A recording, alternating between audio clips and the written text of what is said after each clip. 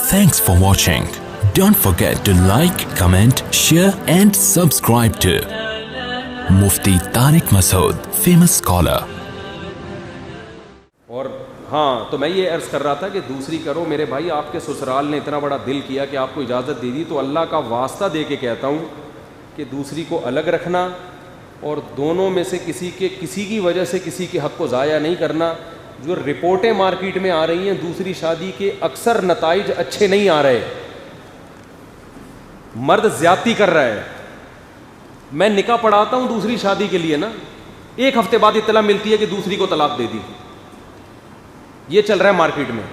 لوگ پھر مجھے تانے دیتے ہیں کہ دیکھو مفتی صاحب آپ 4 شادیوں کی ترغیب دیتے ہو اور اس کا نتیجہ کیا نکل رہا ہے. تو میں لوگوں سے کہتا ہوں میں یہ ترغیب دینا نہیں چھوڑوں گا, کیونکہ معاشرے میں جو برائی پھیل رہی ہے اس کے علاوہ اس کا کوئی آلٹرنیٹ ہے ہی نہیں. بھائی ڈاکٹر کو پتا ہے کہ یہ ہارٹ اٹیک ہونے والا ہے, انجیکشن لگانا ضروری ہے. اب انجیکشن کے وہ سائڈ افیکٹ کو نہیں دیکھے گا, وہ کہے گا یار اب جو بھی ہوگا یہ تو لگانا ہے انجیکشن. تو ہم ان لڑکیوں کو برباد ہونے دے دیں جو بیچاری گھروں میں پڑی ہوئی ہیں.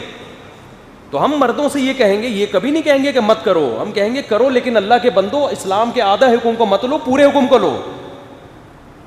دم بھی تو ہونا چاہیے نا. شادی ہوئی ہے, پہلی بیوی نے اتنا دباؤ ڈالا دوسری کو طلاق دے دی, تو آپ میں جب دم نہیں تھا تو آپ نے کی کیوں ہے؟ تبھی جو دوسری کے لیے مجھ سے نکاح پڑھواتا ہے نا, آ کے کہتا ہے اور کہتا ہے کہ وہ لڑکی والوں کو راضی کر لے. میں کہتا ہوں تیرے اندر دم, تیرے تو طلاق سے بات کرتا ہوں میں اس سے, کیونکہ ابھی اس کو تو طلاق نہیں سمجھ میں آئے گی تو بعد میں تو ساری زندگی تو طلاق ہی سننا ہے اس نے. سالے اس کو تمیز سے تھوڑی کہیں گے کہ سنا ہے کہ آپ جناب نے ایک اور شادی فرما لی ہے, وہ یہ تھوڑی کہیں گے.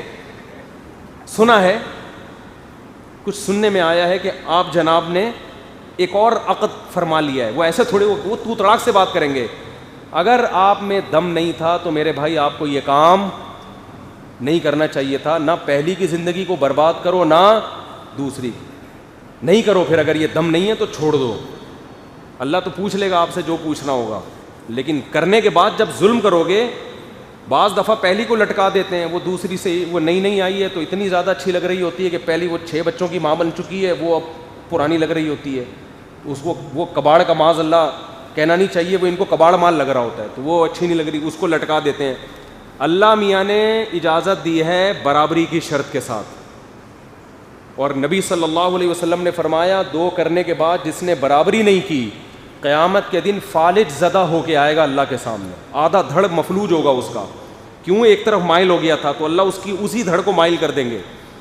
اس لیے اللہ کا خوف کریں. کچھ بہت غلط رپورٹیں آتی ہیں مردوں کی, شوق میں کرتے ہیں اور چسکے لینے کے لیے, اور اس کے بعد جب حقوق کی باری آتی ہے تو پیچھے ہٹنا شروع ہو جاتے ہیں. وہ لڑکی جب دوسری بیوی بنی ہوتی ہے وہ بیچاری کسی کام کی نہیں رہتی, وہ اس کو یہ چھوڑ دے گا تو ایک اور طلاق کا دھبا لگ گیا اس کے اوپر.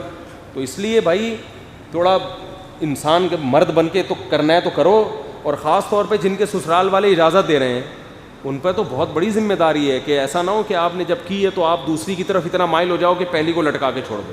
ایسے واقعات میرے علم میں پہلی بیوی نے پرمیشن دی کہ بھائی ٹھیک ہے آپ کر لیں, کرنے کے بعد اسی بیوی کو لٹکا دیا, اس نے اتنا بڑا دل کیا تھا. تو معاشرے میں یہ سب کچھ غلط ہو رہا ہے, لیکن اس غلط کا عام لوگ علاج یہ کرتے ہیں کہ کرو ہی نہیں. میں یہ علاج نہیں کرتا بھائی, کرو لیکن ان حقوق کو بھی ادا کرو. جیسے ایک بھی کرو نا تو حقوق بھی ادا کرو, یہ تو نہیں کہ ایک کرنا ہی چھوڑ دو. تو حقوق ادا کرنے کی طرف بھی توجہ دینی چاہیے. اور میرا کوئی شادی دفتر نہیں ہے, نہ میں شادیاں وادیاں کراتا ہوں, اور یہ میرا کام نہیں ہے. یہ جاؤ ایم اے جناح روڈ پہ وہیں چلے جاؤ آپ, ہو سکتا ہے فلیٹ بھی ملے, پیسہ بھی ملے اور گاڑی بھی ملے. سمجھتے ہو؟ اور یہ جو دوسری شادی ہے نا, اس میں لوگوں کو اعتماد جلدی نہیں آتا, تو یہ اپنے ریلیٹیوز میں تو آسانی سے ہو سکتی ہے, رشتہ داروں سے باہر میں نہیں ہو سکتی. وہ دیکھیں گے پتہ نہیں کون ہے اٹھ کے آ گیا, وہ پہلے تو کہیں گے کر کیوں رہا ہے یہ, پتہ نہیں کیا ہو گیا.